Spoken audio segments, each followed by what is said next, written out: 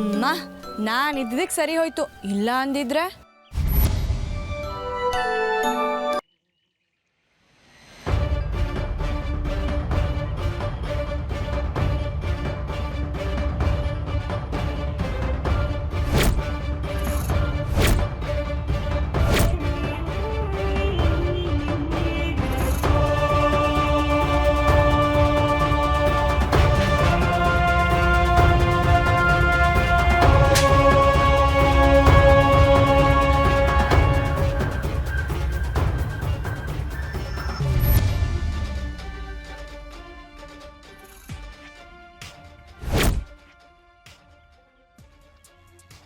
ಈ ಕೋಟೆ ಒಳಗೆ ಒಂದು ಇರುವೆ ಬಂದ್ರು ನನಗೆ ಗೊತ್ತಾಗತ್ತೆ. ಗೊತ್ತಾಗಬೇಕು. ಅಂಥದ್ರಲ್ಲಿ ನನಗೆ ಗೊತ್ತಿಲ್ಲದೆ ಇವತ್ತು ಇಲ್ಲಿಗೆ ಯಾರೋ ಬಂದಿದ್ದಾರೆ. ಯಾರು ಇವಳು? ಯಾರು ಇವಳು? ಯಾರು ಇವಳು? ಅಮ್ಮ ಅಮ್ಮ ಅಮ್ಮ, ನನ್ನ ಮಗಳು ಪಾರ್ವತಿ.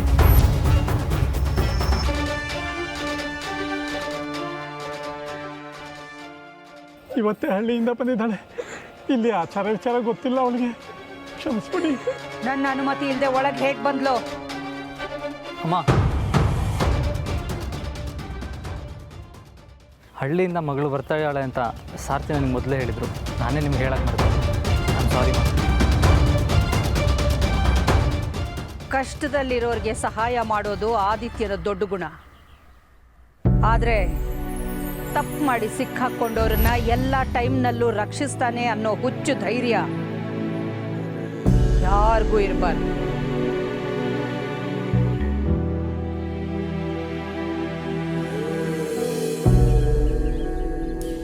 ಇನ್ನು ಮುಂದೆ ನಿನ್ನ ಮುಖ ನನಗೆ ಕಾಣಿಸಬಾರ್ದು.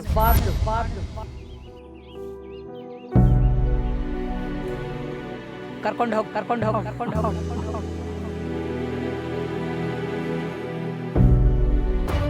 ಏ ಹುಡುಗಿ, ನೀನು ಉಗುಳಿರೋ ಕಸಾನು ಎತ್ಕೊಂಡು ಹೋಗು.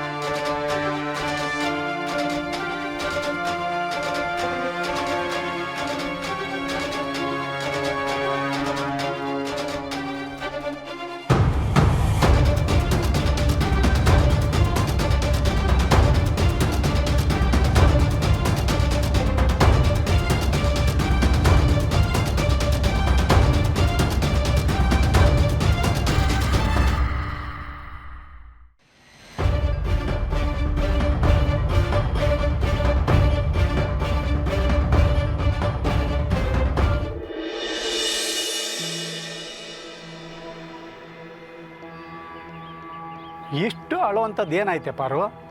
ಅಮ್ಮನವ್ರ ಸೀರೆ ಹಾಳು ಮಾಡಿದೀಯಾ, ತಪ್ಪು ತಾನೆ? ನಾನೇನು ಬೇಕು ಅಂತ ಸೀರೆ ಹೇಳದ್ನಾ? ಅದು ಸಿಕ್ಕಾಕೊಂಡಿತ್ತು, ಬಿಡ್ಸೋಣ ಅಂತ ಹೋದೆ, ಹರಿದೋಯ್ತು. ಅದಕ್ಕೆ ಚಟಾರ್ ಅಂತ ಕಪಾಳಕ್ಕೆ ಹೊಡೆಯೋದ? ಅದು ನಿನ್ ಮುಂದೆನೆ. ಅಮ್ಮ ಅವ್ರಿಗೆ ನೀನು ನನ್ನ ಮಗಳು ಅಂತ ಗೊತ್ತಿಲ್ವಲ್ಲಮ್ಮ? ಪಾಪ ಅಕ್ಕನ ಕೆನೆ ಕೆಂಪಗಾಗೋಗಿದೆ. ಏಯ್ ಸುಮ್ಮನಿರೋ. ಅಲ್ಲ ಅಪ್ಪ, ನಾನು ಏನೋ ಒಳ್ಳೇದು ಮಾಡಕ್ಕೆ ಹೋದ್ರೆ ಅವ್ರಿಗದೆಲ್ಲ ತಪ್ಪಾಗೆ ಕಾಣುತ್ತೆ. ನಂಗೆ ಈ ಊರು, ಈ ಜನ, ಈ ಅಖಿಲಾಂಡೇಶ್ವರಿ ಅಮ್ಮವ್ರು ಯಾರೂ ಇಷ್ಟ ಆಗಿಲ್ಲ. ಅಖಿಲಾಂಡೇಶ್ವರಿ ಅಮ್ಮನವ್ರ ಬಗ್ಗೆ ಹಾಗೆಲ್ಲ ಮಾತಾಡಬಾರ್ದು. ಅವ್ರ ಬಗ್ಗೆ ಏನು ಗೊತ್ತಿಲ್ಲ ನಿನಗೆ. ಎಷ್ಟೋ ಜನರ ಪಾಲ್ಗೆ ದೇವರು ಕಣೆ ಅವರು. ಹಾಗೆಲ್ಲ ಸುಮ್ಮನೆ ಶಿಕ್ಷೆ ಕೊಡಲ್ಲ. ನೀನು ತಪ್ಪು ಮಾಡಿದೀಯ, ಅದಕ್ಕೆ ಹೊಡೆದಿದ್ದಾರೆ.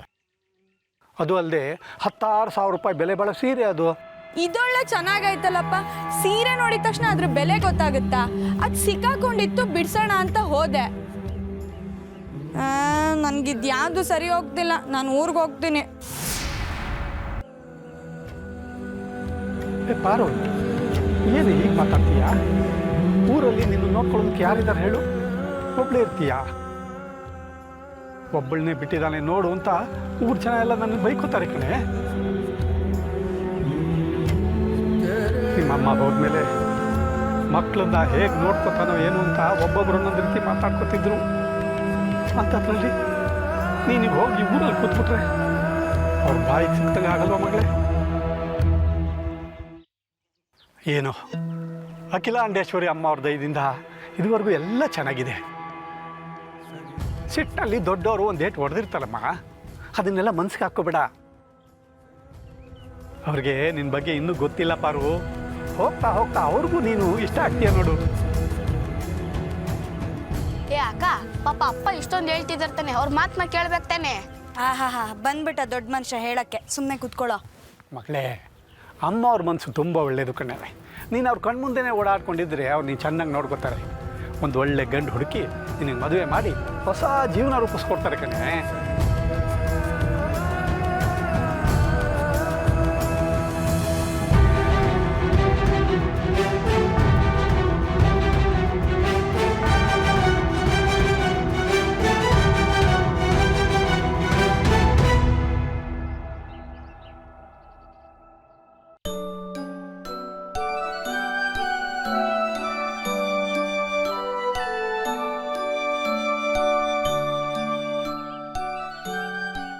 ನೋಡಿದ್ಯಾ, ನಾ ಹೇಳಲಿಲ್ಲ ಎಲ್ಲ ಒಳ್ಳೇದಾಗುತ್ತೆ ಅಂತ. ಅಮ್ಮ ಅವರು ಅವ್ರ ಆಶೀರ್ವಾದ ರೂಪದಲ್ಲಿ ಉಟ್ಕೊಂಡಿದ್ದ ಸೀರೆನೇ ಕೊಟ್ಟಿದ್ದಾರೆ. ಅಪ್ಪ ಅದೆಲ್ಲ ನಮ್ಗೆ ಯಾಕೆ? ಅಕ್ಕ ಬಸ್ ಹೊತ್ಕೊಂಡು ಊರಿಗೆ ಹೋಗ್ಬೇಕು ಅಂತಿದ್ದಲ್ಲ, ಬಾಕ ಹೋಗೋಣ. ಏನು ಬೇಕಿಲ್ಲ, ಇಲ್ಲೇ ಇರೋಣ. ಆ ಸೀರೆ ಸಿಕ್ಕಿದ ತಕ್ಷಣ ಆಟನೇ ಬದಲಾಯಿಸ್ಬಿಟ್ಟ. ಹಂಗಾರೆ ಊರಿಗೆ ಬರಲ್ವಾ ನೀನು? ಹೇ, ಈ ಸೀರೆ ಕೊಟ್ಟಿರೋ ಅರ್ಥ ಏನು ಹೇಳು? ನಾವು ಎಲ್ಲೂ ಹೋಗದೆ ಇಲ್ಲೇ ಇರಬೇಕು ಅಂತ. ಅಪ್ಪ, ಇದ್ರಲ್ಲೊಂದು ಹೊಸ ಲಂಗ ಹೊಲ್ಸ್ಕೊತೀನಿ. ಅಯ್ಯಯ್ಯೋ ಬೇಡಮ್ಮ, ಯಾವುದೇ ಕಾರಣಕ್ಕೂ ನೀನು ಉಟ್ಕೊಂಡು ಅಮ್ಮ ಅವ್ರ ಮುಂದೆ ಕಾಣಿಸ್ಕೋಬಾರ್ದು.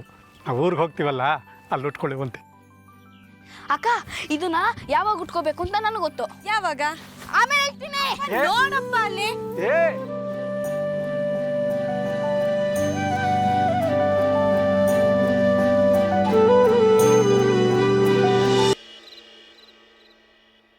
ಒಬ್ರು ಬಚಾವ್ ಒಬ್ಬೊಬ್ರು. ಇವತ್ತು ನಂಗೆ ಶುಕ್ರ ದಶೆ ಗೊತ್ತಾ? ಮೊದಲು ನೀನು ಬಚಾವ್ ಮಾಡಿದೆ, ಆಮೇಲೆ ಬಚಾವಮ್ಮ ಅದೆಲ್ಲಿಂದ ಬಂದು ದೇವತೆ ಥರ ಸೀರೆ ಹರಿತು. ರಾದಂತ ಮಾಡಿದ್ಲು. ಮಾಮ್ ಕಾನ್ಸಂಟ್ರೇಷನ್ ಫುಲ್ಲು ಡೈವರ್ಟ್ ಆಯಿತು. ನಾನು ಬಚಾವ್. ಇದೇ ಖುಷಿಗೆ ಒಂದು ಪೆಗ್ ಹಾಕಿ ಊಟ ಮಾಡೋಣ ಬಾಬ್ರೋ. ನಮ್ದಾಯ್ತು. ನಿಂದಾಯ್ತಾ? ನನ್ನ ಬಿಟ್ಟು? ಇವತ್ತು ನಿನ್ನ ಊಟ ನಮ್ಮ ಜೊತೆ ಅಲ್ಲ, ಮತ್ತೆ ಅಮ್ಮನ ಜೊತೆ. ಅಮ್ಮ ಕೈ ತುತ್ತು ಕೊಡೋಕೆ ರೂಮಲ್ಲಿ ಕಾಯ್ತಾ ಇದ್ದಾರೆ, ನೀನು ಅಲ್ಲೇ ಹೋಗ್ಬೇಕಂತೆ. ಬ್ರೋ ಪ್ರೀತು, ಹೋಗು ಹೋಗು ಅನ್ನಲ್ಲ.